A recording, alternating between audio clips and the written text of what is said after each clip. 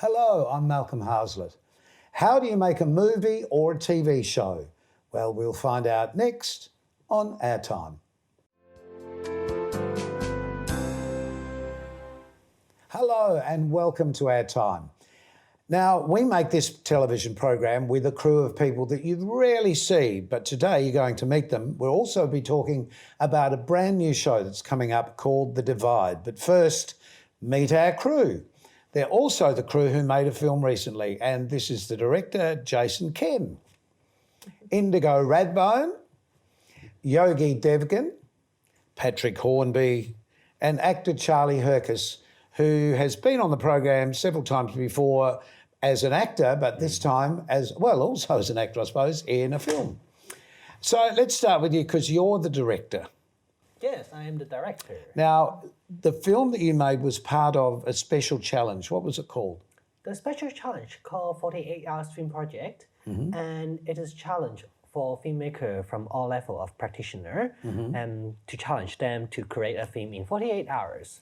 So you don't really know what the film's going to be about before this? Yeah, we have no idea what genre and what required character and props we are going to use in the script.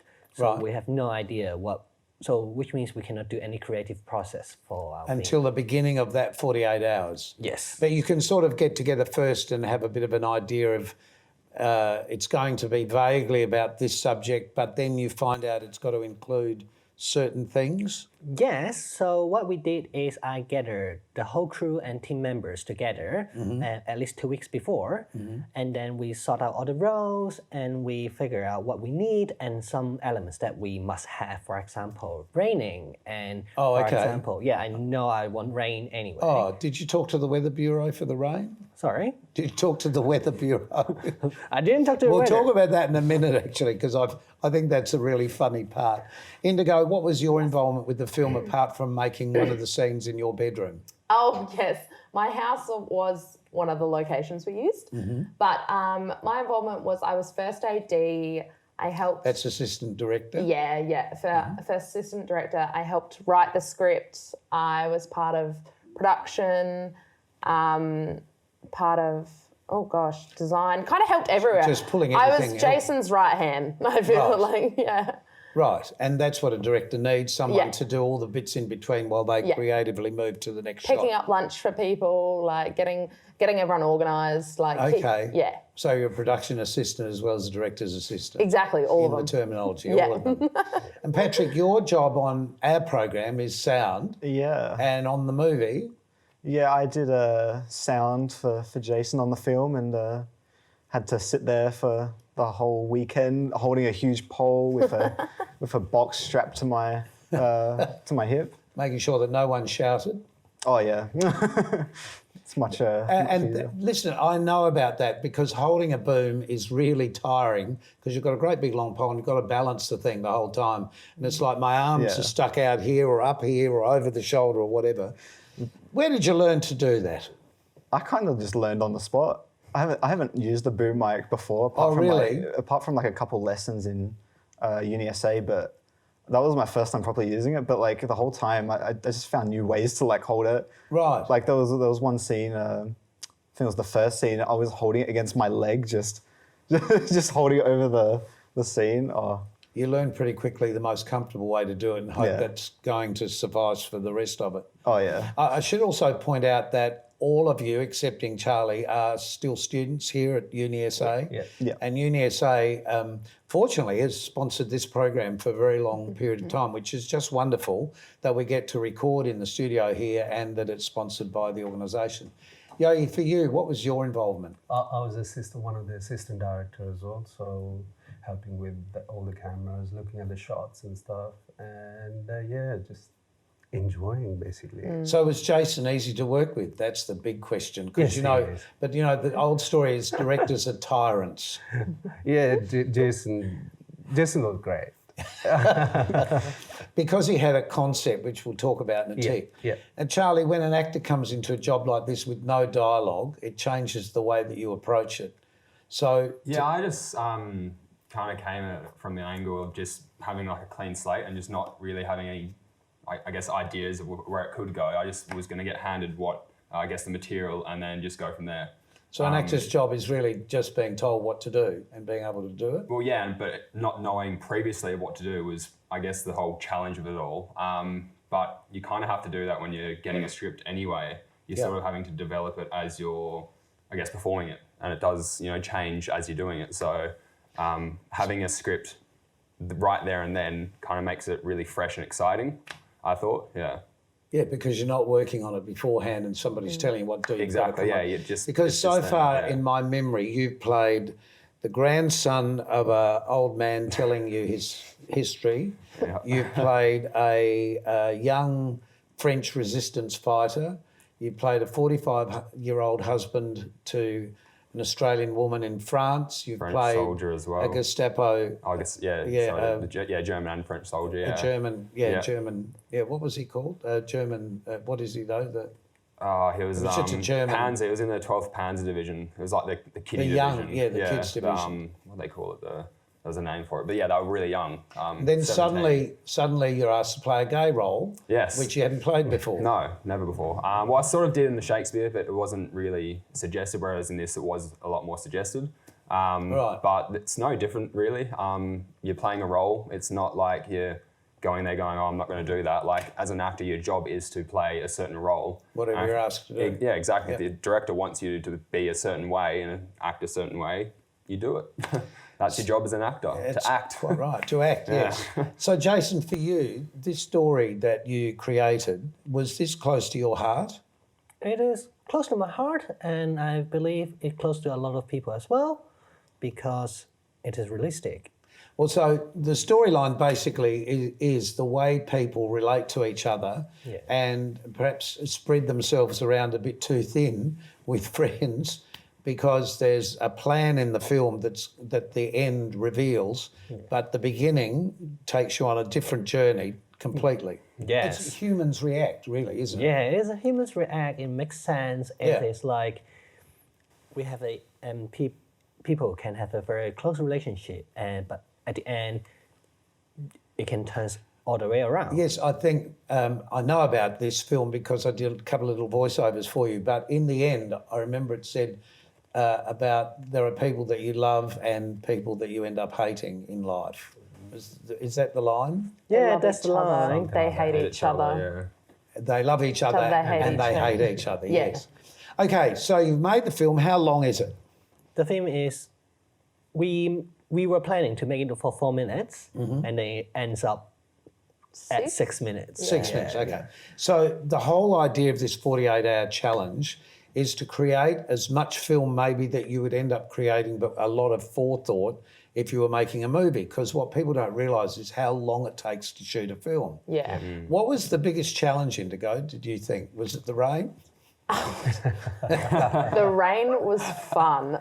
Like, I think it was so much fun. Like, we started off the Friday night, we got our requirements, and then we straight away This was all the things that had to be in the film. Yeah. So we had we had a character, which that was Poppy or Pierce Elk, a food blogger. Right. And that character had to be in the film and mentioned in the film. So did you have to find that character at the last minute? Yes. The person to play the role? Yes. Because you'd already decided Charlie would play one of the roles. Yes. Yeah. Yes, and? And then there was a line which was, her name was Margaret, was it not? Or her name was Margaret, wasn't it? And it had to be said exactly like that. Right. And then there was a prop which was postcards. Right. Which you've got there. Yeah. And you have to use that. That's why it stops the teams from doing any everything is written, filmed, everything is done in that 48 hours. It stops any, of course you can have an idea of what you're going to do. Like Jason had an idea that he wanted rain and we made the rain happen. Oh, the rain wasn't essential. The rain? No. No, it wasn't. No. The rain. Oh, so simple, just to make it rain. Yeah. Or find a hose. How much insurance did you have over the actors that got wet? We made them tea. We kept them well. You made them tea? Yeah, we made them You kept them warm Yeah. and they went home in the middle of the night wet. Yeah. Right, At okay. 3 a.m. Did you get wet? No, but some of the equipment did. Did it? And where did all the equipment come from? Because film equipment is huge and expensive. I know some of the equipment came from Jason. I have no clue where that came from. Don't ask. No questions I asked. didn't ask. He bought the stuff. I borrowed from the help of uni, and they helped me with all the equipment and stuff, and then So Yogi, with being an assistant to the director, just can you explain exactly what you had to do? So on the Friday night when you started filming, what was your main key role? Main key role, we started setting up our side where the rain is going to happen, and they were writing the script at the same time, so everything was ready, so all the lights were set up, so just check the shot where they're going to be filming. So once they'd worked out what they were going to do, you're all ready to do something. Something. But you didn't quite know what the something would be. Yeah, I get it. So all we need is like we're going to have rain outside, and that's where we're going to have under the trees. So we set up all the lights. So I made sure everything is ready to roll, basically. Yeah. So how did you know, Charlie, what clothes to bring? Because obviously that was... We sort of had an idea of what we wanted to wear. Jason also had an idea of what he wanted us to wear. So we just brought sort of a range of clothing. And then it was really just picking what to wear and what suited, I guess, the certain scene, I guess, yeah. Right. Who found all the locations, Jason? Did you do that in advance? Yes, we need to scout for location in advance. Indigo is very nice, and she borrowed a place for us to use her bed and use her... My bedroom was one of the locations. And the garden. But you also had a building somewhere and you ended up in the Japanese gardens here in Adelaide. Yeah, so I contact all the people beforehand if I can get the hotel, if I can get the garden. Right, oh yes, there was a hotel involved. It's a hotel, yeah. And That's one thing you can do prior to like... So you can set up some sort of location. So it's like you get your team together, you pick locations, like you kind of have that all ready, have your equipment ready, and then so the Friday night on the kickoff night, it's just go, go, go. So just one quick answer from everybody. So what did making the film mean to you, Indigo? It was the most like realistic thing I've ever done in regards to film that hasn't been like a uni assignment. Okay. And it was so like exciting. Right. Like, yeah. What about you? Oh, it was just great to experience how it's properly shot and everything, you know. Yeah. Compared to a TV show, like out there filming Because you're on location. Yeah, on different locations. And it rains. Yeah. You have to have somebody riding a motorbike off into the distance. Yeah. It's fun to like go to all locations and just see how everything changes from just a different location. Yep. Yogi, you're also involved in making lots of other films. You've made quite a lot with your children, which will be a wonderful thing for the future for them. Yeah. Because and they're cheap actors. But your great ambition, yes, your great ambition is to become what? Director and producer, yeah, for sure. Of what sort of films? Feature film. I think first I'm going to do a Punjabi film, because that's where you're from originally. That's right. Punjabi, UK, then Australia. Then Australia. Well, a lot of experience there. Yeah. Charlie, your ambitions for the future? To be sort of having an acting job that's ongoing, I guess. Constantly playing different characters. Oh, well, yeah, I guess, yeah, that's happened, so I'll do it again. I've done it once, I'll do it again. So, but yeah, something that I can, I guess, develop. But also for an actor, these films are great to go on a show reel, to show other people what you're capable of doing. And also just a challenge of it as well. That was quite a lot of fun, actually. And learning to learn fast? Well, yeah, it wasn't, I don't know, it wasn't learning fast. I think just the development of it in such a short amount of time was the challenge. Learning wasn't such an issue because it wasn't huge amounts of dialogue we had to learn. Because, you know, with film, you're shooting a certain thing and there might only be one line in there, if that. So it was, the challenge is more of what the character's wanting in a certain scene. And being honest with the emotion. Yeah, and not overacting or schmacting or whatever you want to call it, yeah. My favourite word, schmacting. So, yeah, that was more, I think, more the challenge was just the development, which I really enjoyed, so. What do you want for the long term from this project for you? For me, as a content creator, I really want to push the boundary of filmmaking forward and cooperate more different culture in the same project. Yeah, fantastic. Look, thank you everybody for coming in and chatting. Now go back to work because we've got another segment to do and we'll see you after this.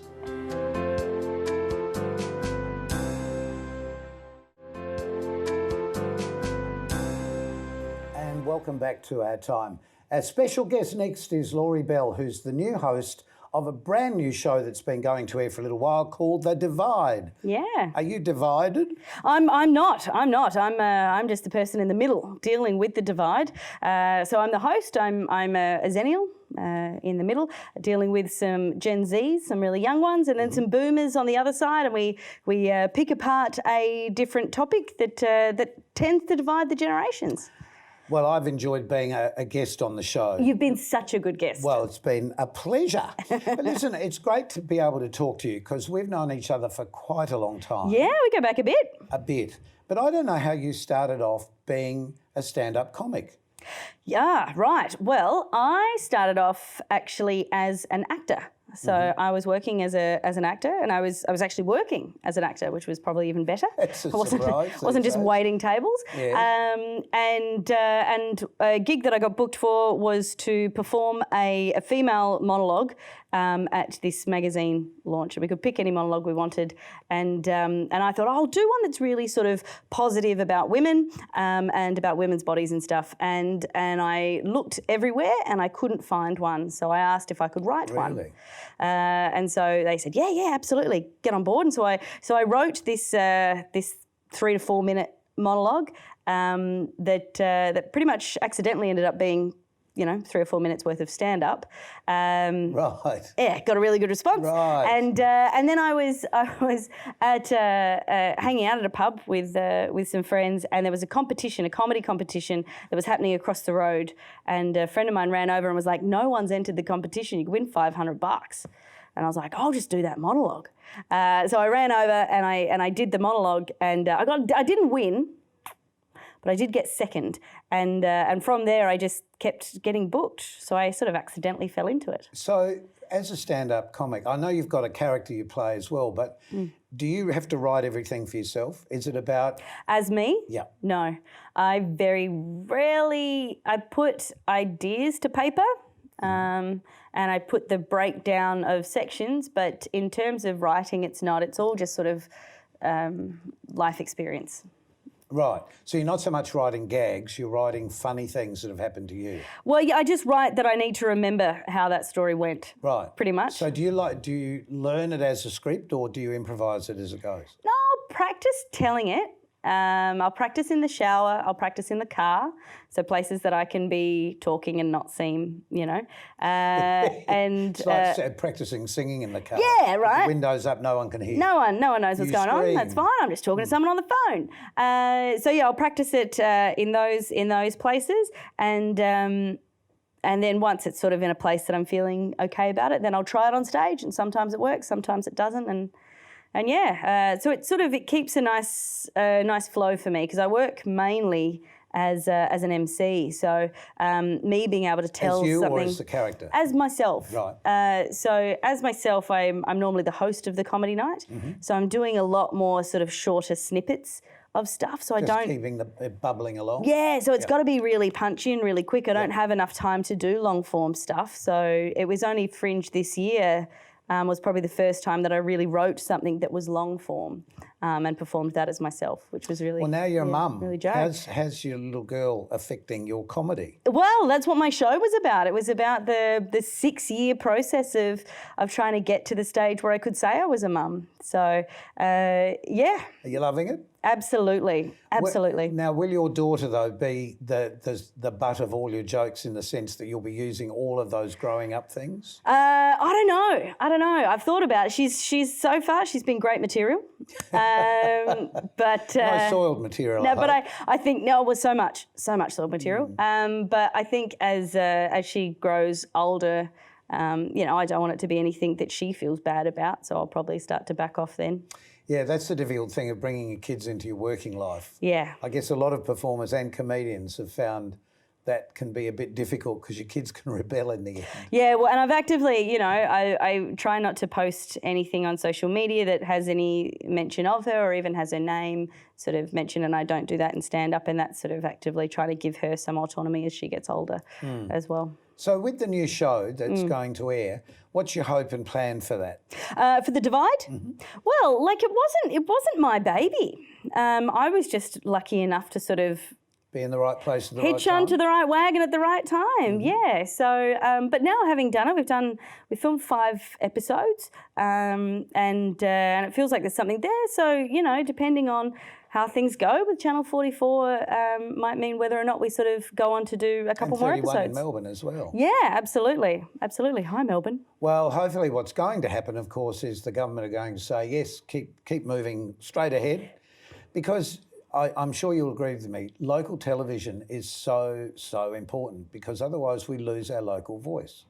Well, and not just that. It's it's like if you look at stand-up comedy land, you've got your professional comics, your top tier comics and stuff. But to get there, you need to have that training ground, and this isn't an environment where you can just sort of study it and just be able to do it straight away. No. It's a thing that needs to be sort of worked on and refined for you to find your voice, for you to figure out all of those things, and that's exactly one. Whether you're really funny, yeah, and whether your head works on a TV screen. Yeah, absolutely. So I think that's one of the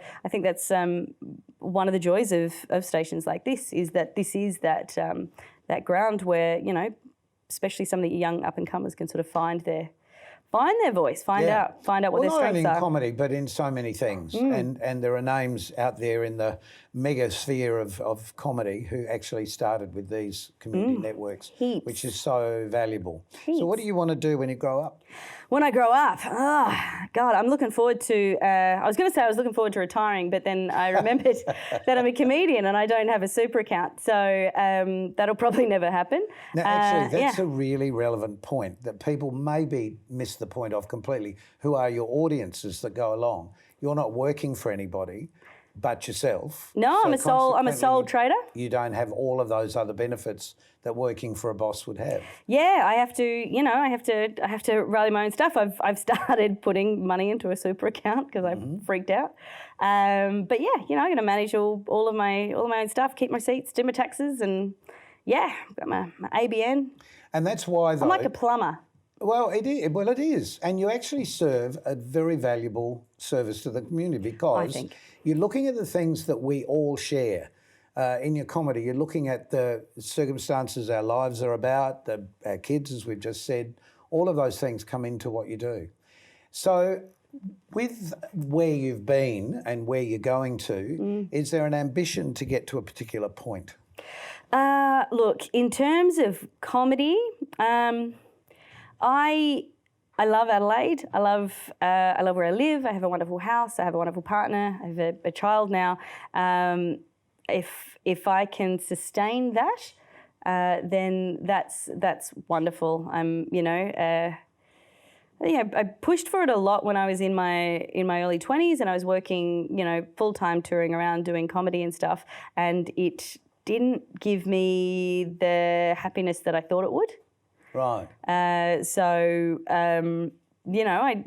I think finding that happiness for me lied in other places. You have to have a private life too. Yeah, well, and I think for me the joy comes out of the things that comedy does provide, but not necessarily the touring and all of that stuff. So for somebody who's just sitting at home thinking, oh, my head's full of all these jokes, I just don't know where to start, I don't know what to do, what would you advise? Just start thinking about it. If you can get 4 to 5 minutes worth of stuff together, learn it as best you can, front to back to front. So if you get nervous on stage or someone heckles, you're not going to be that thrown.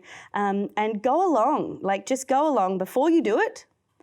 Go along to an open mic night and see what it's like, and you might realise after watching that, I don't think I'm going to be that bad. So, I think... But it is the experience of being there and being in the crowd first. Yeah, I think so. Check there. things out, and when you watch comedy, especially when you're watching live comedy, it's really to improve upon it, you need to be dissecting it. You need to say, well, what worked about that person? When it fell flat, why did that fall flat? Is that something that I potentially could, find happening to me? And then you also need to be paying realistic attention to yourself, because it's not like theatre. We don't have a director. We don't have all of those people just giving us, people laugh or they don't. Do the other comics help each other? Sometimes, but sometimes we don't want to hear it either. You know, like if someone asks for advice, It's a style thing, though, isn't it? well, you've got your voice, and that's all you've got as a comic. You know, and your voice is really important to you. And you know, if other people are saying, "Oh, maybe you should try using this word and stuff," sometimes it's helpful advice, and sometimes it's you very much just nod and then just pop that one in the trash can in your mind. Well, good luck for The Divide. Thank you. And hopefully many more programs you'll be getting to do. Maybe we'll get up to the 450 of you, my friend. Yes, well, that's been 10 years. It's amazing, isn't it? Oofed. Who would have thought? Who would have thought? Thank you for bringing your set to our set too. Oh, it's a pleasure. Thanks for coming and hanging out in my It's jigs. fantastic. A bit of both. Yeah. Great to have you on the program, Laurie, and congratulations on this, because there's not many girls who are hosting these sorts of programs. Absolutely. Pleasure. Thank you very much. Round of applause. Cheers. Round of applause. And we'll be back with more in just a tick.